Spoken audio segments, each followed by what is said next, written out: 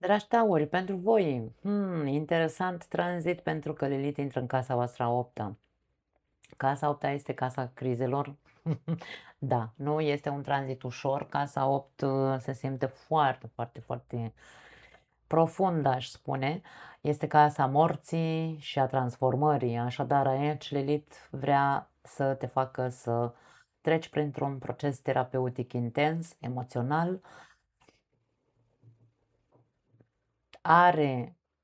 Îți face sau nu-ți face plăcere, va trebui să o faci, pentru că probabil mulți dintre voi veți simți foarte mare chinuială. Când avem un tranzit în casa 8-a, vreau să înțelegeți că este casa cea mai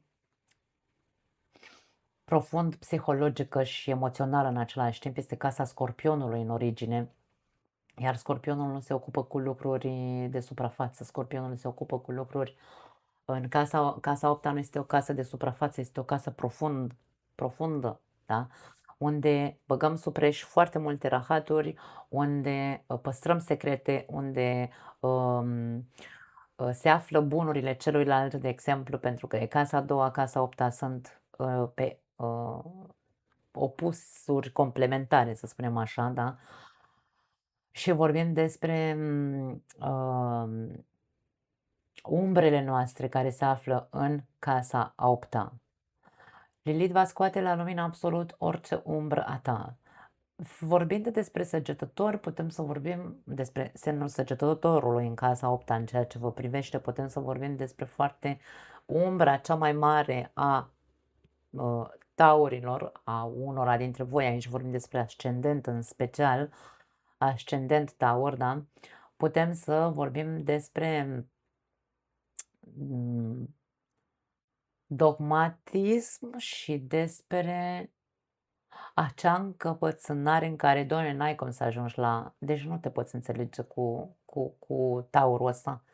Pentru că, Doamne, o ține pe a lui adevărul suprem, ce spuneam în introducerea acestui material, da? Credem că deținem adevărul suprem. Lilith va scoate toate aceste lucruri la suprafață, te va chinui sau vă va chinui pe cei care știți că aveți aceste umbre și nu le recunoașteți, nu le puneți lumina pe ele, da? Ca să știți când să fiți căpoși cu adevărat, să țineți de adevărul vostru cu dinții și când nu, Lilith va aduce evenimente care să vă chinuie până când veți învăța că adevărul se află undeva la mijloc întotdeauna, da? Acum, acest tranzit va dura 9 luni de zile, însă hai să vedem ce s-a întâmplat în ultimul tranzit. Pentru că Lilith iese din Scorpion acum și intră în Săgetător. Casa 7 vorbește despre este casa relațiilor, da? Relațiile de cuplu, relațiile cu cei apropiați, asociații și așa mai departe.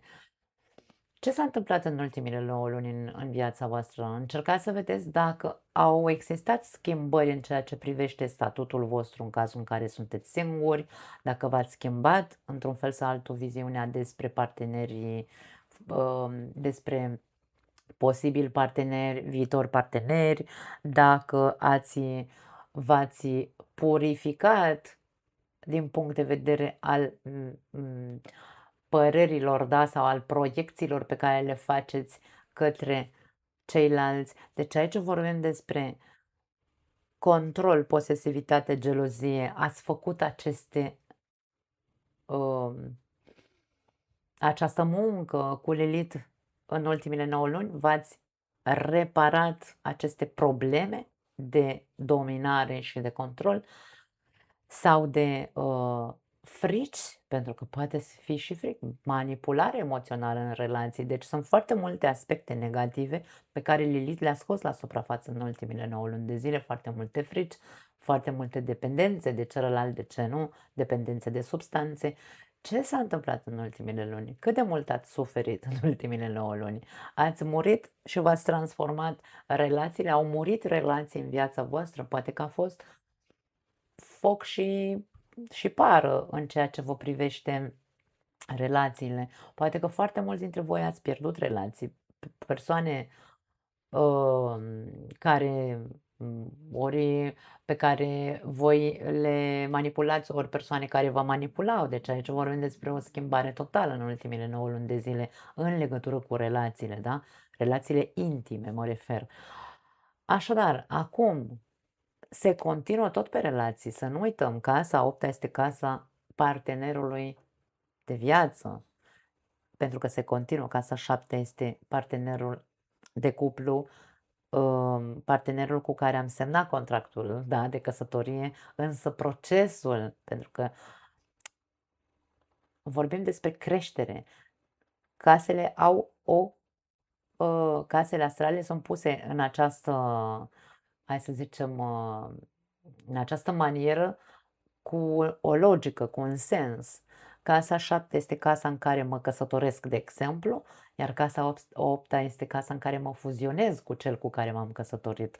Adică aici e vorba despre fuziune emoțională, aici împărțim între noi, împărțim tot ceea ce simțim. Da? Însă, fiind o casă profund intimă, să o numim așa, de foarte multe ori, nu vedem care este umbra pe care o avem în continuare în relația noastră de cuplu.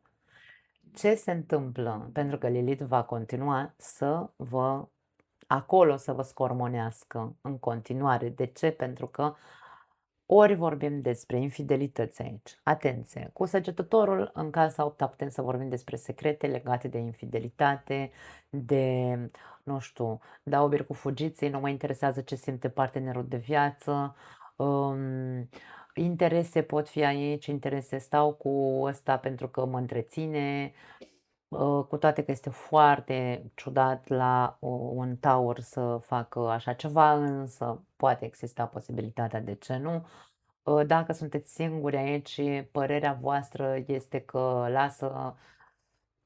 că toate sunt niște interesate doar de bani și femeile spun despre bărbați că, vezi, Doamne, da? Deci aici dogma, credințele tale au legătură cu faptul că nu se mai găsește, domne, un om cu capul pe umeri în ziua de astăzi, pentru că toți au niște interese.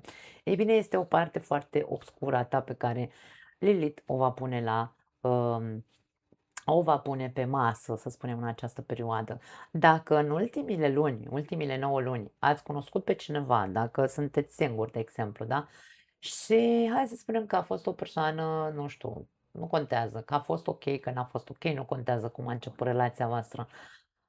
Acum trece la un alt nivel relația voastră, da? La un nivel mult mai profund. Dacă reușiți să, hai să spunem așa,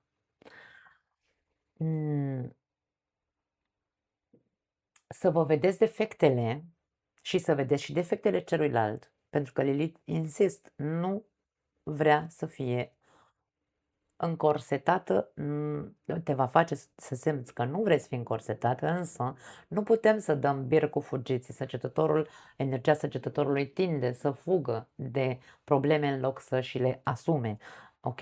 Așadar, poate fi o parte obscură, pentru că dacă ai început recent o relație sau nu ai o relație, trebuie să vezi dacă cumva părerea ta este fixistă și zici toate femeile scurve, toți bărbații sunt niște porci și așa mai departe, cum tot zic și prin tarot. Aici, la voi, cam asta pare că se activează.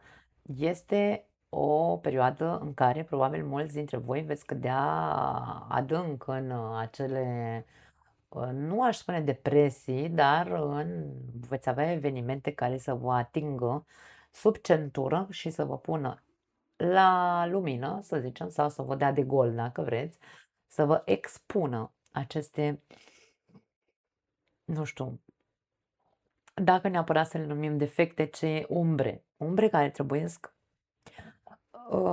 trebuie văzute ca să înțelegem de ce nu ne funcționează relațiile, da? Lilith încearcă să te facă să trăiești după propriile tale criterii. Te invită să ai tupeu să spui în intimitate celuilalt ce nevoie ai. cum îți dorești să fie relația voastră, ce schimbări trebuie să faceți, pentru că casa 8-a este casa schimbării, a morții și a transformării, insist. Ce schimbări putem să facem împreună ca să putem să evoluăm ca relație? Nu mai putem da bir cu fugiții, nu mai pot să stau constrânsă într-o relație doar pentru că așa vin eu cu o dogmă, nu știu, o credință limitativă. Cam asta este atmosfera, dragii mei, la voi. Îmi pare rău, nu știu ce să zic. Nu e de rău, e doar de a capta mesajul și a încerca să observați în aceste următoare 9 luni de zile, să observați ce se pune în evidență în legătură cu relațiile voastre intime, da? Cam asta este. Nu mai am altceva pentru voi. Vă pup!